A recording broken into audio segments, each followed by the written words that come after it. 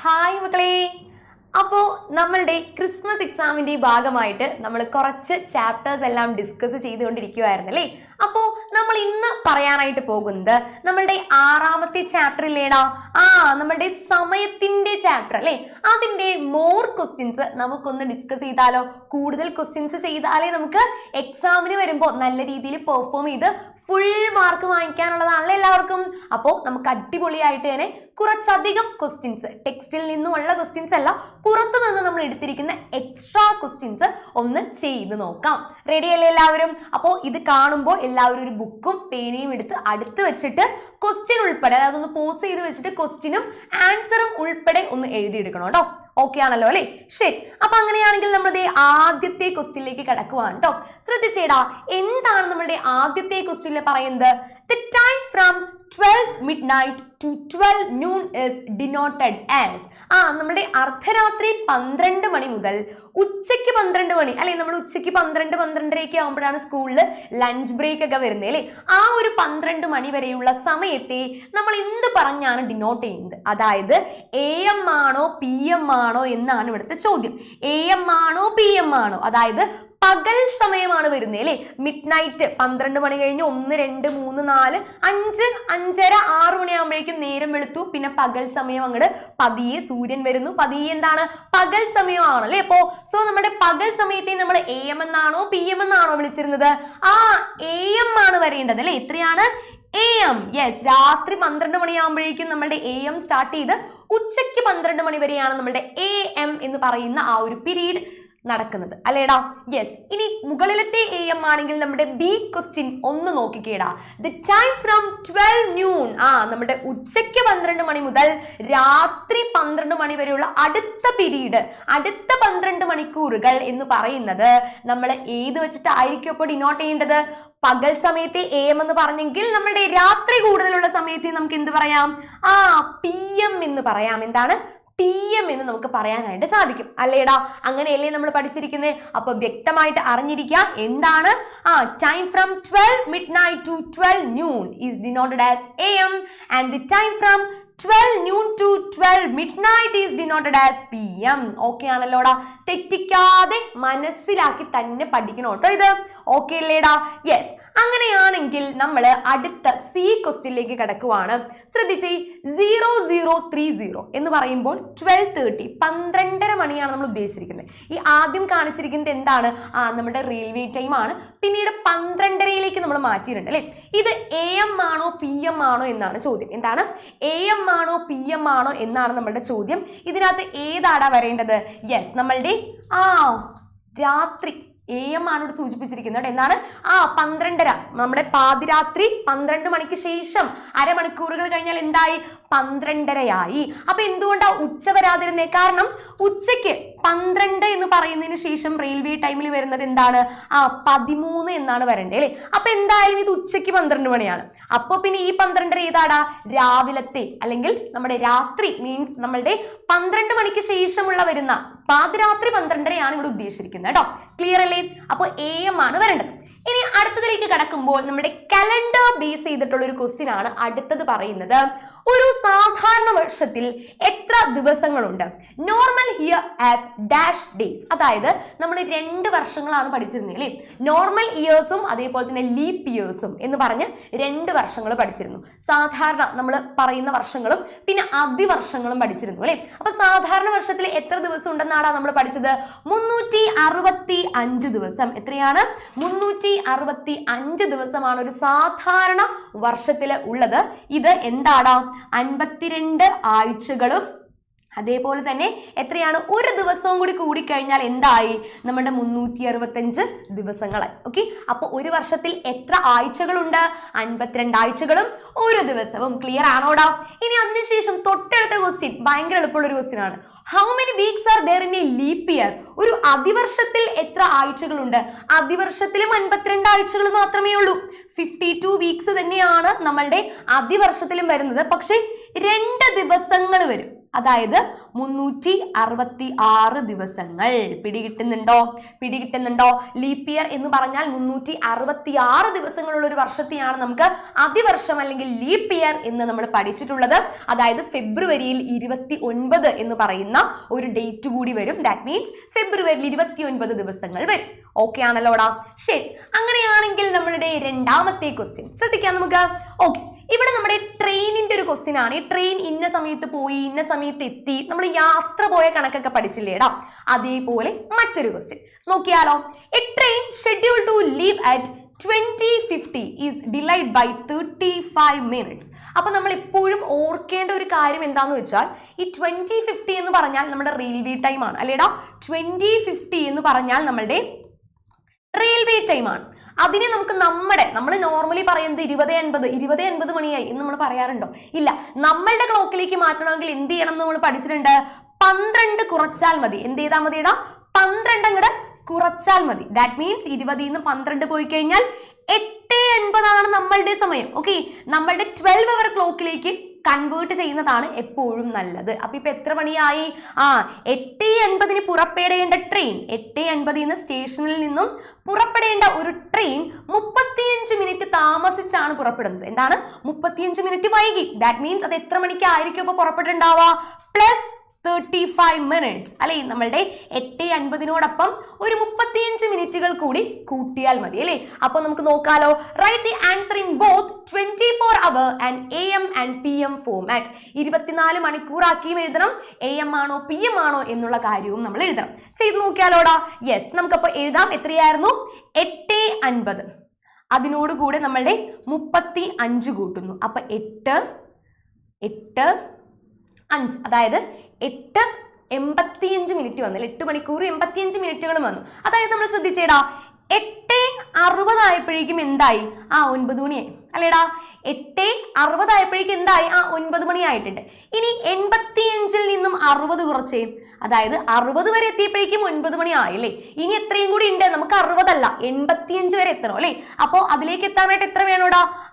ഒരു 25 മിനിറ്റിന്റെയും കൂടി വ്യത്യാസമുണ്ട്. എത്രയാണ്? ഒരു 25 മിനിറ്റിന്റെയും കൂടി വ്യത്യാസമുണ്ട്. ദാറ്റ് മീൻസ് 9 മണി കഴിഞ്ഞ് ഒരു 25 മിനിറ്റുകൾ കൂടി കൂട്ടിയാലേ നമ്മുടെ ട്രെയിൻ പുറപ്പെടുന്ന സമയമാവുള്ളൂ. That means 9:25. എത്രയാണ്? 9:25 നമ്മളുടെ ട്രെയിൻ പുറപ്പെടുകയുള്ളൂ. ശ്രദ്ധിച്ചു ചെയ്ത് നോക്കണം. ഓക്കെ ആണോ?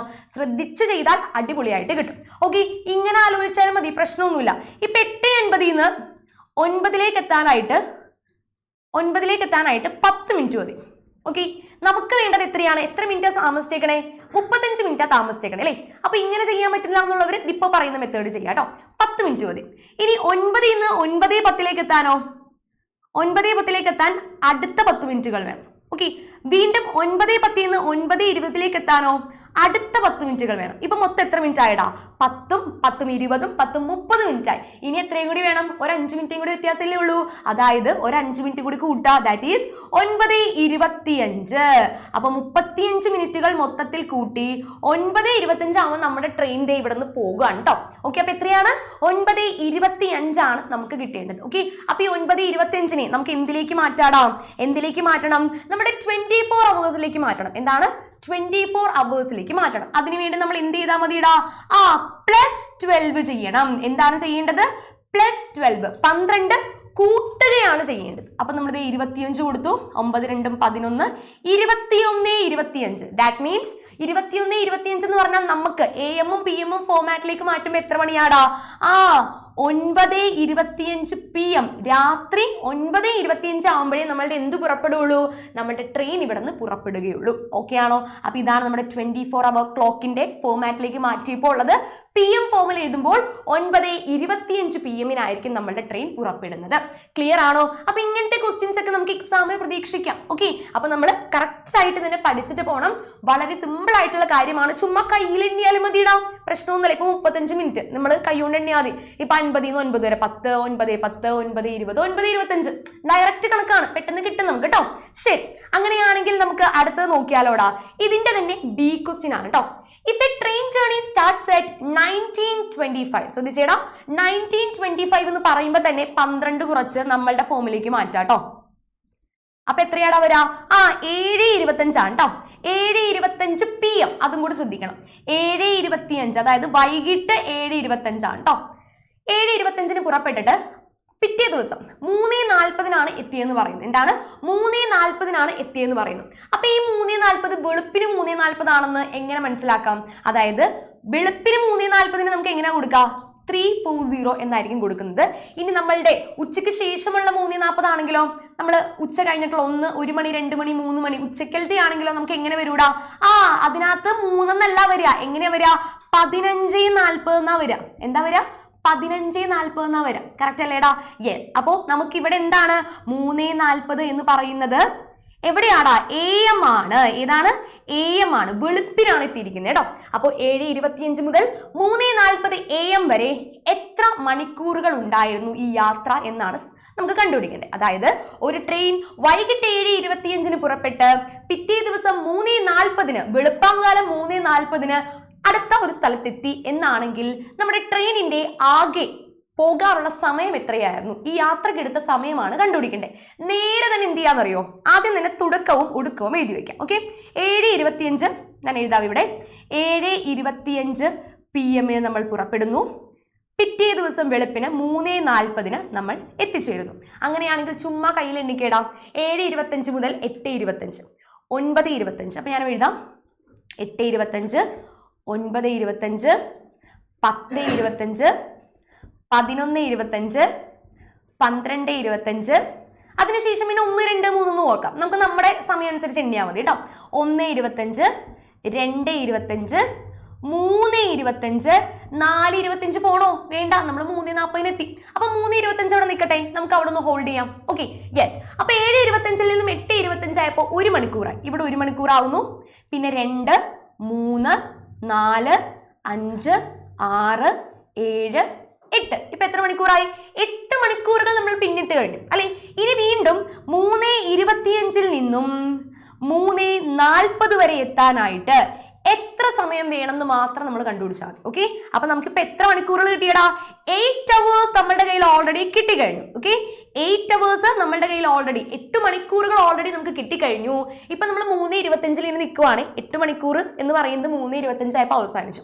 നമുക്കിനി 3:40 വരെയുള്ള സമയമേ ഉള്ളൂ. കാരണം 3:40 ആകുമ്പോഴേക്കും ട്രെയിൻ എത്തും അല്ലെ? അപ്പൊ 3:25 നിന്നും 40 എത്ര മിനിറ്റിന്റെ വ്യത്യാസമുണ്ട്?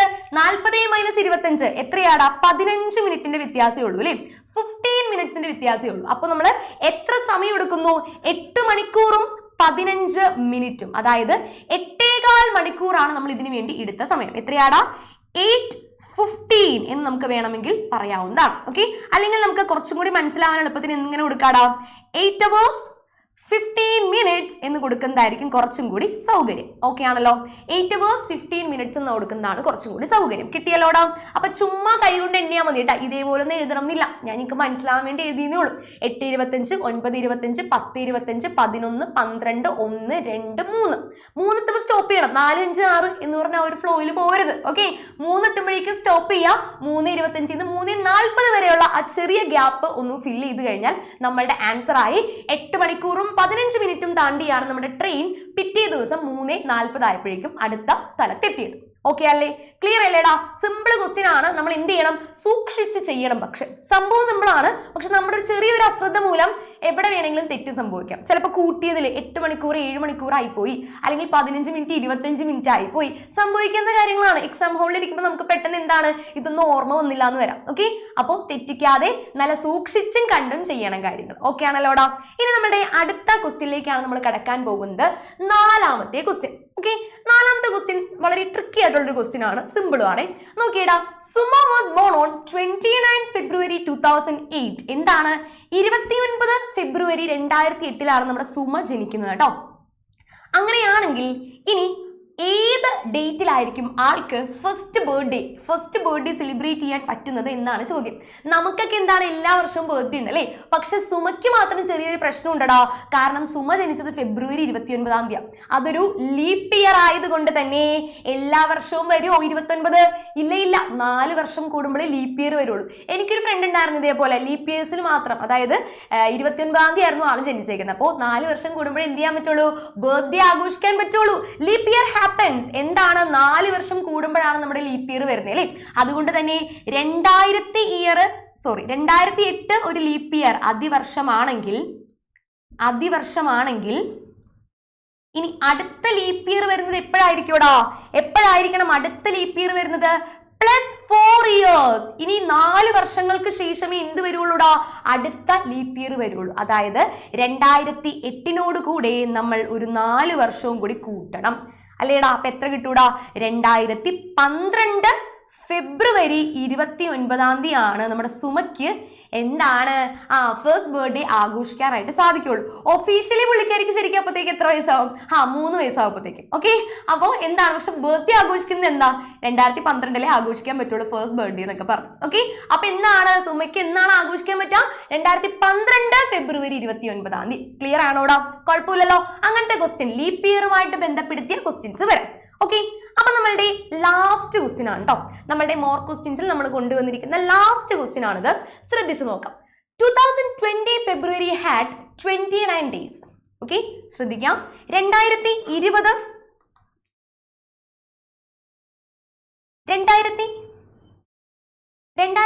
ഫെബ്രുവരിയിൽ എത്ര ദിവസങ്ങളുണ്ട്? 29 ദിവസങ്ങളുണ്ട് എന്ന് നമ്മൾ പറഞ്ഞു. അതേപോലെ തന്നെ 2024 ഫെബ്രുവരി ഓൾസോ ഹാഡ് 29 days. 2024 നമ്മുടെ കഴിഞ്ഞ വർഷത്തിൽ നമുക്ക് എന്തുണ്ടായിരുന്നു? 29 ദിവസങ്ങൾ ഫെബ്രുവരിയിൽ ഉണ്ടായിരുന്നു. ഇനി അങ്ങനെയാണെങ്കിൽ ഇനി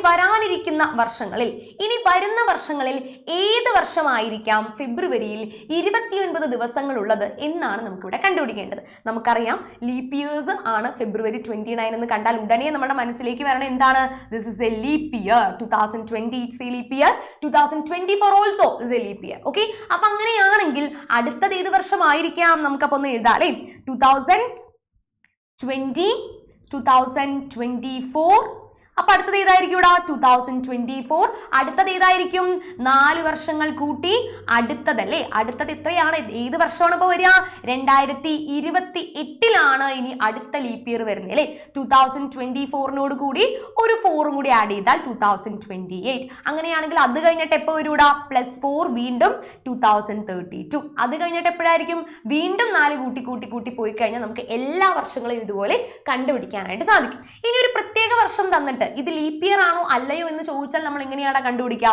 ഇപ്പൊ 2020 ഈ പറയുന്ന വർഷം ലീപ് ഇയർ ആണോ അല്ലയോ എന്ന് നമുക്ക് എങ്ങനെ കണ്ടുപിടിക്കാനായിട്ട് സാധിക്കും? നമുക്ക് എണ്ണി നോക്കാൻ പറ്റുമോ? ഈശ്വര ഇത് ഏതാണ് എണ്ണി നോക്കാൻ പറ്റുമോ? ഇല്ല. നമ്മൾ എന്ത് ചെയ്യാം? 4 വെച്ചിട്ട് ഡിവിസിബിൾ ആണെങ്കിൽ തന്നിരിക്കുന്ന സംഖ്യയെ നമുക്ക് 4 വെച്ചിട്ട് ഡിവൈഡ് ചെയ്ത് കളയാം എന്നാണെങ്കിൽ അതൊരു ലീപ് ഇയർ ആയിരിക്കും. പിടികിട്ടിയോടെ മക്കളെ? 4 വെച്ചിട്ട് ഡിവിസിബിൾ ആയിരിക്കണം. 4 വെച്ചിട്ട് തുല്യമായിട്ട്, അതായത് റിമൈൻഡർ ഇല്ലാതെ ഫുള്ളി ഡിവിസിബിൾ ആയിട്ടുള്ള സംഖ്യകളെ നമുക്ക് ലീപ് ഇയർ ആയിട്ട് പറയും. ക്ലിയർ ആണോ കാര്യങ്ങൾ?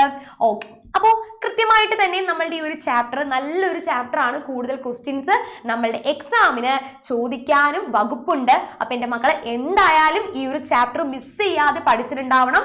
അടിപൊളിയായിട്ട് തന്നെ നമ്മളുടെ ഈ ഒരു ക്രിസ്മസ് എക്സാമിന് വേണ്ടി ഒരുങ്ങാം. എല്ലാവരും നല്ല മാർക്ക് വാങ്ങിക്കും എന്നാണ് എൻ്റെ വിശ്വാസം. ഓക്കെ, അപ്പോൾ തകർത്തോളൂ കേട്ടോ. All the very best.